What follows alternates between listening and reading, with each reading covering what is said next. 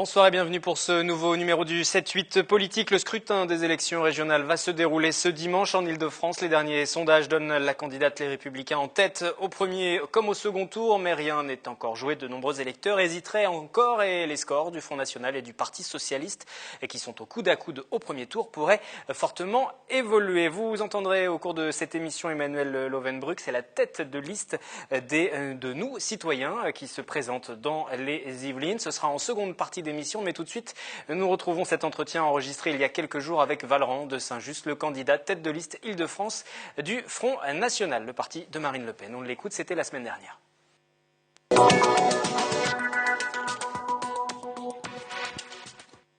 Je reçois à présent Valran de Saint-Just, candidat du Front National, tête de liste en Île-de-France. Bonsoir. Bonsoir. Vous êtes élu au Conseil régional de Picardie. Vous avez été secrétaire départemental de votre formation dans la Somme, mais depuis quelques années, vous avez rejoint la capitale. Vous avez été candidat lors des municipales à Paris. Voilà. Vous aviez enregistré un peu plus de 6% des suffrages et donc aujourd'hui en lice pour la région francilienne. Pourquoi cette arrivée ici, sur cette région francilienne? Vous que l'on présente souvent comme l'inconnu du Front National. Vous étiez dans l'ombre puisque avocat historique de la formation, mais aussi encore aujourd'hui son trésorier.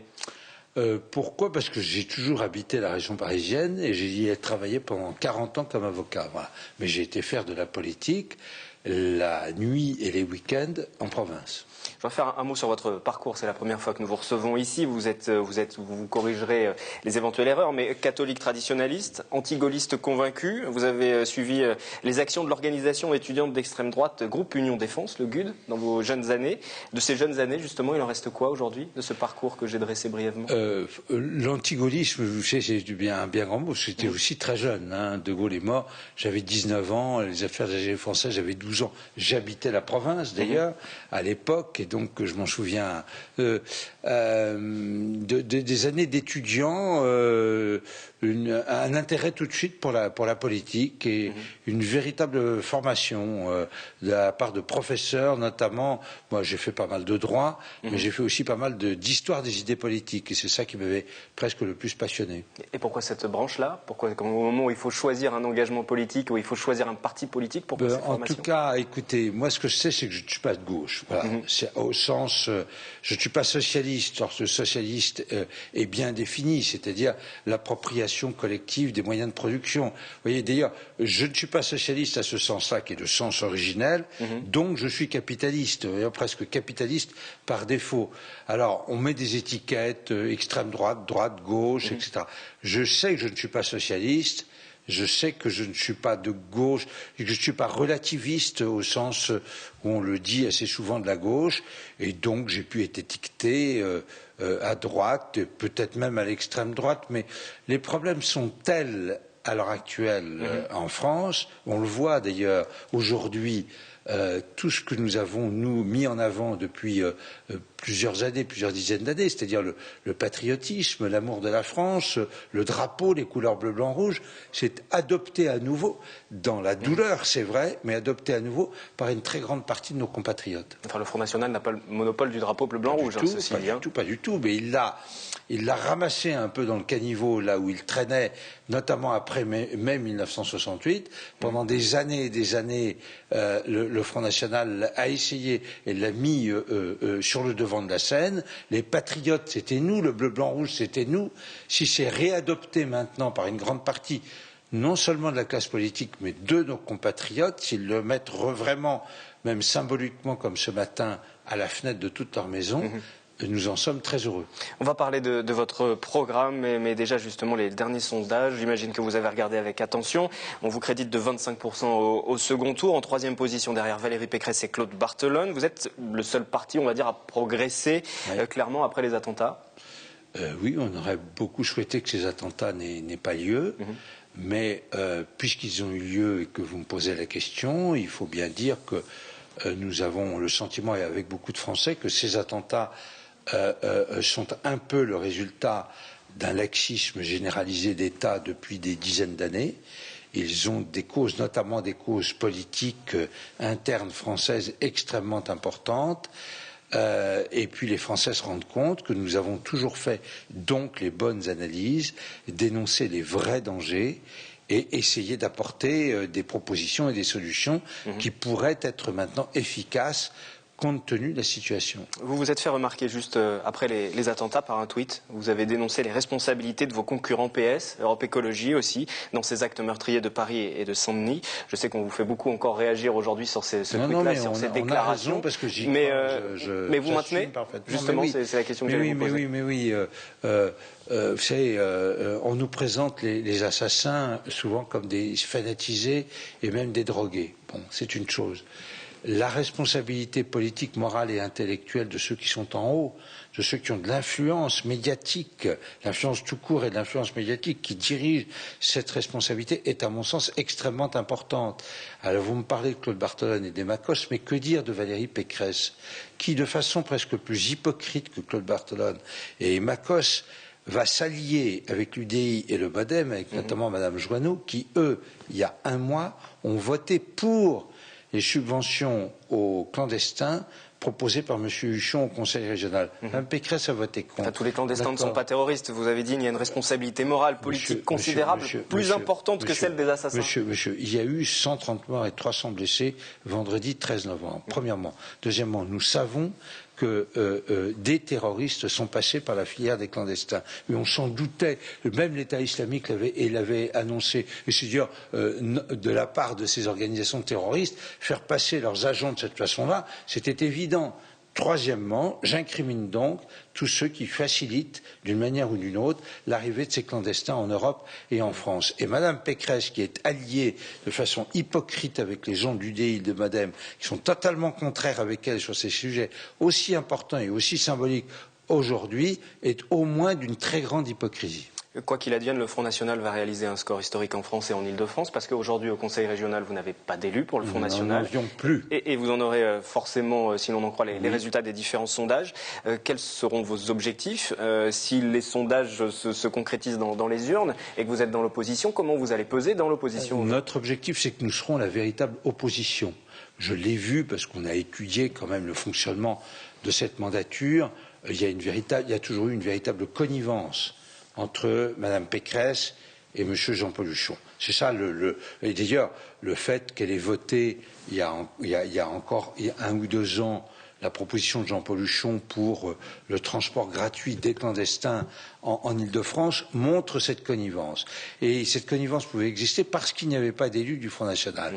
Élus à la région avec mes amis, mes camarades, nous serons la vraie opposition et nous empêcherons Madame Pécresse avec la fausse gauche et les faux écologistes, nous les empêcherons de nuire autant qu'ils ont nui pendant la précédente mandature. Et vous serez présent? Vous allez siéger en fin de semaine dernière, je vous vois sourire, mais les journalistes de France Télévisions qui publiaient le résultat d'une enquête sur l'assiduité des élus, et vous seriez le moins présent de la région Picardie entre 2010 et 2015, vous auriez même eu 22 800 € de pénalité sur l'ensemble du mandat. Écoutez, on me le dit ça depuis un temps souvent, ça ressort, mais j'assume.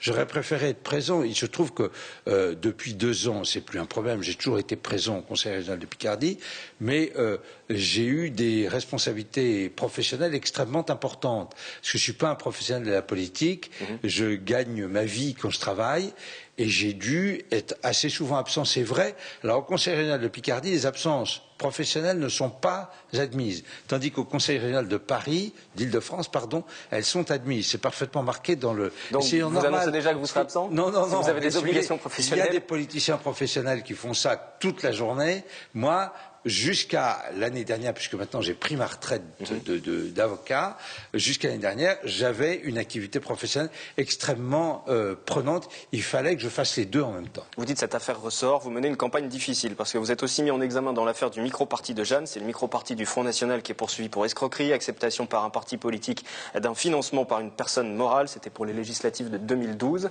Les affaires qui ressortent comme ça pendant la campagne, vous en avez vu tout au long de la campagne. On n'en parle plus, et vous m'en reparlez. Mais bon, il faut voir les conditions de ma mise en examen.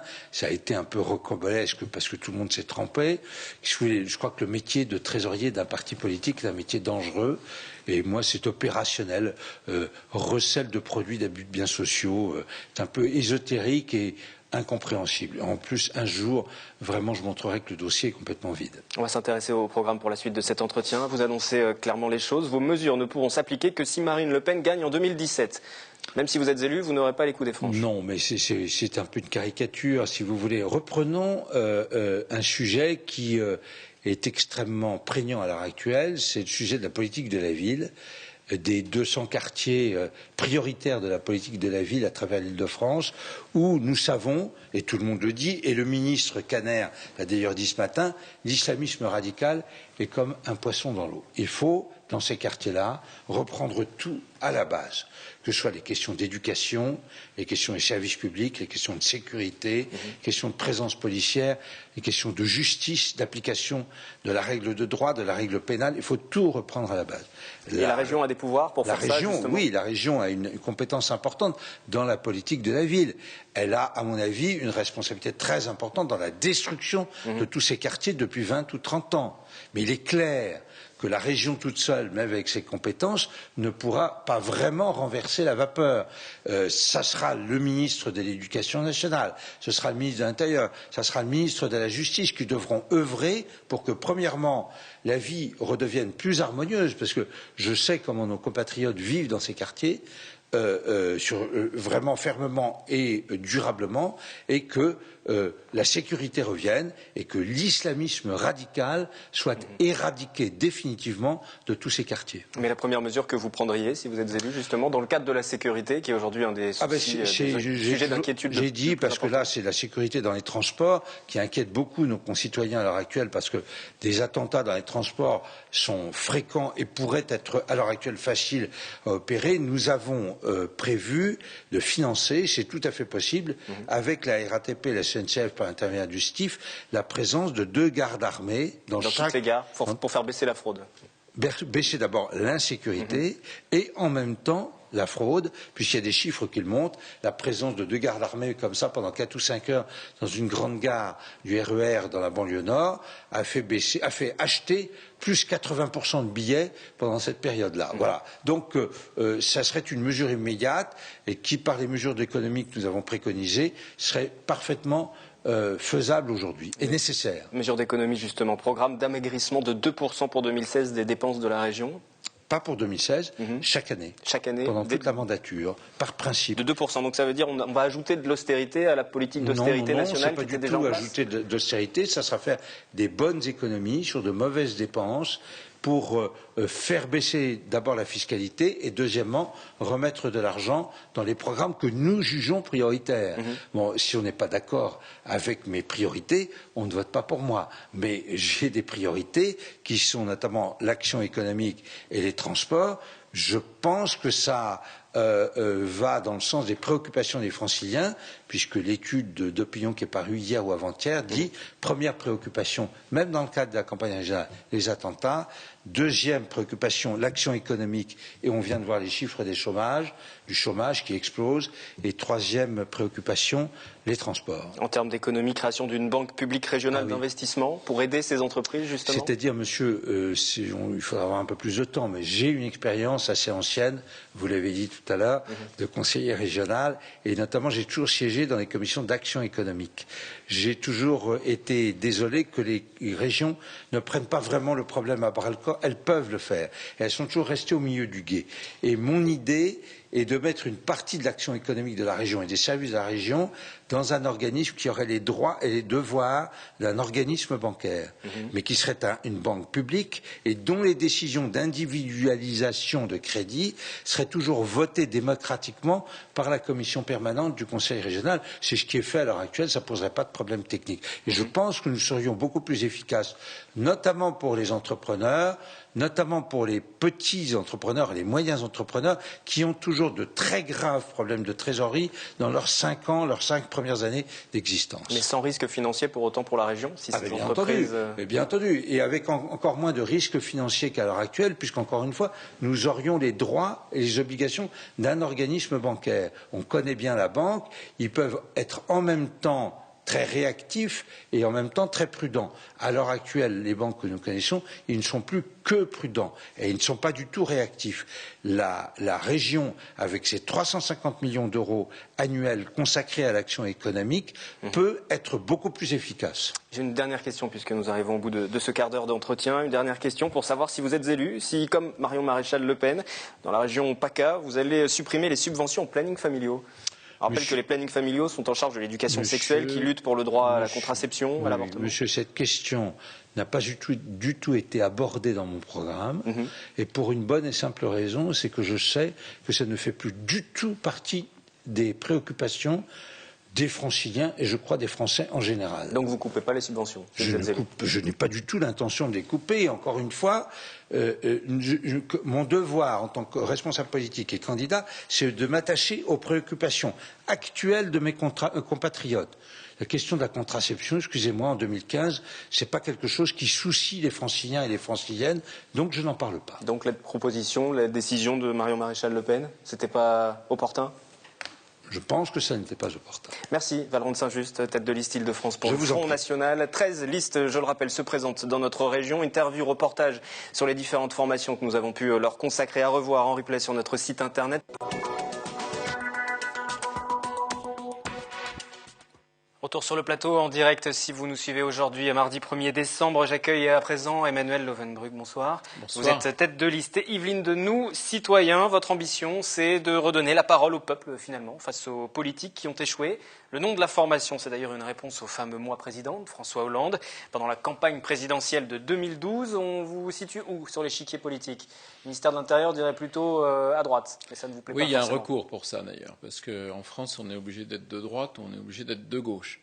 Mais c'est bien embêtant quand on n'est ni l'un ni l'autre. Parce que vous êtes plutôt proche des idées de la droite classique, moins de fiscalité, moins de dépenses publiques, incitation à l'entrepreneuriat, c'est plutôt des idées de droite. Oui, disons qu'on est dans le réalisme, effectivement, quand on voit la France aujourd'hui, quand on voit le site du Conseil régional, j'ai regardé la homepage et j'ai vu quoi? Un moteur de recherche pour les aides. Et j'ai vu tout un menu pour les aides. Mais je n'ai rien vu pour le développement de la région. Et ça, c'est un vrai problème, parce que on ne pourra pas être solidaire, et pourtant c'est une de nos valeurs et la première, sans être prospère. Je vais continuer sur la présentation rapide de votre mouvement, Nous Citoyens. Mouvement est né en juillet 2013 sur l'initiative de l'entrepreneur Denis Père. 6 mois plus tard, il revendique plus de 8000 adhérents, présente 33 listes aux municipales. 1 an plus tard, 12 000 adhérents, 20 binômes aux élections départementales. Et aujourd'hui, après le départ de celui qui aurait été aussi votre président pendant un an, c'est Jean-Marie Cavada, vous présentez des candidats dans 3 régions. C'est un deuxième départ, en fait, pour votre, malgré tout, jeune formation.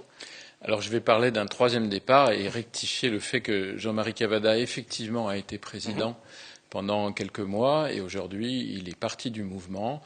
On a considéré que l'ADN de départ n'était pas présent chez Jean-Marie Cavada. Il y a une divergence de point de vue sur il y a une divergence. Et donc nous sommes, les candidats sont aujourd'hui en lice pour trouver un nouveau président pour la mi-janvier à ce mouvement. Aujourd'hui, les sondages vous créditent d'environ 0,5%. Vous avez du mal à vous faire entendre dans cette campagne? Oui, évidemment. On a du mal à se faire entendre. On voit souvent les 4 partis majeurs qui, effectivement, ont droit à des lignes de programme. Et puis nous, on est derrière. On a du mal aussi parce que financièrement, diffuser une profession de foi dans les enveloppes de propagande, il n'y en a pas. Ça coûte 57 000 € et nous n'avions pas 57 000 €. Et d'un certain côté, on est content parce que quand on voit la COP 21, quand on voit ces 200 millions de pages qui sont diffusées, on se dit qu'il faudrait peut-être diffuser 50 000, 100 000 exemplaires et puis le reste en numérique. C'est tellement simple. À la maison, j'ai une famille nombreuse, j'ai reçu 5 enveloppes. J'aurais pu en recevoir peut-être 2 ou 1. Enfin, j'aurais pu l'indiquer en tout cas sur un site très facilement. Les attentats, ça a rendu aussi compliqué votre communication. Vous êtes moins audible parce qu'effectivement, les partis traditionnels ont repris, je dis traditionnels, mais en tout cas historiques, ont repris la parole. Écoutez, il y a la partie média, et puis moi j'étais dans la rue, j'y suis depuis 3 semaines. Et nous étions les seuls. Et nous n'avons eu que des gens qui nous ont dit écoutez, oui, c'est bien d'être là parce que vous êtes différents, vous nous représentez, et donc Votre réponse aux attentats, c'est une riposte citoyenne. Est-ce qu'on peut expliquer un petit peu les choses? Alors, la riposte citoyenne, ça veut dire quoi? Ça veut dire que si vous voulez faire une ligne Maginot en France, on sait ce que ça a donné, ça ne marchera pas. Comment on pourra réussir à être plus en sécurité en France? C'est en faisant en sorte que les citoyens se prennent en main. Alors, se prendre en main, ça veut dire utiliser les nouvelles technologies, ça veut dire aussi être dans des nouveaux modèles sociaux, et à partir de là, on fait en sorte qu'il y ait davantage d'unité nationale, davantage d'informations, de connaissances, que les choses, on puisse aller les chercher à la source, qu'on ne soit pas dans des pensées uniques, et qu'on apprenne à mieux vivre ensemble et à comprendre le monde musulman avec toutes ces disparités, ces excès énormes, mais aussi ces gens. Vous savez, moi, je vais aux Mureaux de temps en temps. Je vais dans la cité des Mureaux. Ma femme y va plus souvent que moi, mais nous avons la chance d'avoir pendant les vacances des familles musulmanes. Mais c'est une grande joie d'avoir cette diversité et puis de pouvoir vivre ensemble. Il faut plus de dialogue. Aujourd'hui, on a mis de côté, l'idée du dialogue est enterrée après ce qui s'est passé. L'idée du dialogue, j'espère pas qu'elle n'est pas enterrée. Je pense que d'ailleurs le monde musulman a un petit peu à s'organiser, à lever la tête pour dire non, c'est surtout pas ça. J'ai vu sur YouTube des trucs, des gars de la cité qui disent voilà, faut qu'on arrête de peut-être avoir certains comportements qui laissent penser qu'on est un peu tous pareils, qu'il y a un amalgame. Ben non, nous. Moi, je pense vraiment qu'il faut mieux connaître ce monde qui fait partie de la réalité française. Je voudrais qu'on parle de vos propositions pour la région Île-de-France à présent. L'Île-de-France, une surdouée qui s'ignore. Qu'est-ce qu'il manque, justement, pour découvrir son talent? Vous savez, moi, mon métier, c'est coach. C'est-à-dire que je suis là pour faire changer et faire en sorte que les potentiels se ressortent. Et je vois des choses magnifiques. Mais c'est qu'on fasse du coaching au niveau de la région, des personnes, alors qu'on évite des mandats chez les politiques trop longs, parce qu'on le voit tout de suite, c'est compliqué. Je fais de la politique depuis 2 ans. J'ai été élu et c'est pour ça que je porte cet insigne, parce que je pense que c'est important. Si tous les élus portaient cet insigne, on a parlé d'un drapeau national, très bien. Mais moi, j'aimerais bien que François Hollande ait aussi en permanence à sa boutonnière le rappel qu'il a été élu par des citoyens et que tous les politiques soient dans la même idée. Donc, bon, voilà, 2 mandats consécutifs, pas plus, et après on repart dans la vraie vie, et c'est comme ça qu'on aura du bon sens et qu'on aura envie de changer les choses. Que la politique ne soit pas une profession. Mais évidemment, c'est tellement sclérosant. Mes 2 ans en politique m'ont montré que le politique est là pour être réélu par intérêt. Alors, ça ne veut pas dire que tous les politiques sont des pourris. Non, mais ils sont tous intéressés à partir du moment où ils restent en politique. Et là, ça devient des combines, ça devient des calculs. Ça veut dire qu'à nous, citoyens, tous ceux qui s'y engagent, savent déjà quand ils vont repartir? Ah ben très bien. Oui, moi je sais très bien. J'en ai pris pour 12 ans, parce que je crois qu'en politique, c'est pas toujours la joie, mais j'ai envie de le faire pour mes enfants. J'ai 8 enfants et j'ai envie de le faire pour eux, et pour les petits-enfants. Et je sais que dans 10 ans, j'aurai plusieurs petits-enfants et je m'occuperai d'eux. Ça, c'est pour l'aspect de l'engagement des citoyens que vous représentez avec cette formation politique. Sur la question des transports, parce que ça, c'est une compétence de la région très claire. Il y a souvent une surenchère de propositions. Quelles sont vos propositions? Il y a un axe plus particulier autour du transport, d'éducation aussi des jeunes, un peu plus. Oui, alors, moi, je regarde les adolescents, les jeunes majeurs, comment ils font aujourd'hui. Mais la voiture individuelle, ça n'est plus leur modèle. Ils partagent, ils font du blablacar pour 20 km, pour 50 km. Je m'y suis mis au blablacar, mais c'est formidable. Donc, l'autopartage, toutes ces choses-là sont essentielles. Et quand je vois une proposition de Valérie Pécresse complètement démagogique de payer le permis de conduire aux jeunes franciliens, mais ça coûte 100 millions d'euros par an, et ça ne répond pas à une demande. Alors oui, qu'on paye le permis de conduire si on s'engage à faire tant de kilomètres en blablacar avec 3 personnes dans sa voiture. Il y a du covoiturage derrière. Oui. Voilà, mais vous savez, le seul endroit aujourd'hui où on a une marge de liberté dans le transport parisien, c'est pas compliqué, il suffit d'ouvrir ses yeux, vous mettez sur un pont et vous regardez les voitures passer. Il y a des mètres cubes dans les voitures, et bien on n'a qu'à remplir ces voitures de mètres cubes et de personnes, et puis on roulera très très bien. Et puis vous savez, j'ai travaillé sur le SCOT, le schéma de cohérence territoriale. on reproduit les mêmes schémas. On ne prend absolument pas en compte les nouveaux comportements des jeunes. Et moi, je peux vous parier que dans 10 ans, ça sera peut-être pas mieux, parce qu'il n'y a pas que des jeunes qui prennent les transports, mais on commencera à avoir une inflexion. L'éducation à la base, de toute façon, pour avoir une évolution par la suite. Vous parlez de l'homogénéité de ce territoire, de politique territoriale. Dans le cadre du Grand Paris, justement, votre vision, c'est plutôt un esprit village aussi. Garder la rurbanité. Nous sommes ici dans la seconde couronne, ça nous concerne directement pour le département des Yvelines. Il faut garder cet esprit village un peu et pas tout sacrifier à la vision du Grand Paris, l'urbanisme débridé. Je fais du tractage tous les matins aux entrées des bouches de métro, enfin de RER en l'occurrence. Je vois le stress, je vois aussi en coaching le stress, je vois la façon de vivre aujourd'hui des Franciliens. Vous savez, on pourrait faire vraiment des études très intéressantes en fonction des bus qui arrivent et de voir comment les gens sont déjà comprimés selon le temps qu'ils ont mis dans le bus.